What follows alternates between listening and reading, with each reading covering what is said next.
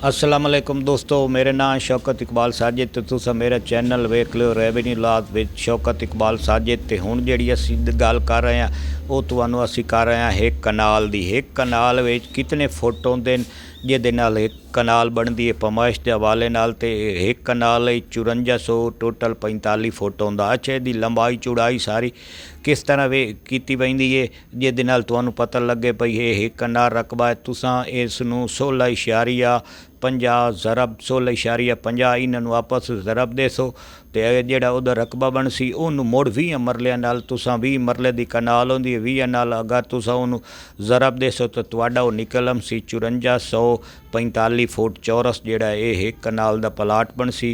ਤੇ ਇੱਕ ਕਨਾਲ ਅਗਰ ਖੇਤੀਬਾੜੀ ਦੇ ਹਵਾਲੇ ਤੁਸਾਂ ਕਛਣੀ ਹੈ ਤੇ ਇਹ ਬਣ ਸੀ। ਅਗਰ ਚੈਨਲ ਮੇਰੀ ਇਹ ਸਮਝ ਆਈਏ गलत है कमेंट्स सही है तो गुड दे कमेंट्स देने। अगर वीडियो अच्छी लगे मेरी पमाइश के हवाले नाल दोस्तों शेयर भी करना तो चैनल सबसक्राइब करना तो बैल आई बटन लाजमन दबावना ताकि तुहाडे तक मेरी वीडियो जिहड़ी पहुँचती रहे। बस सलाम।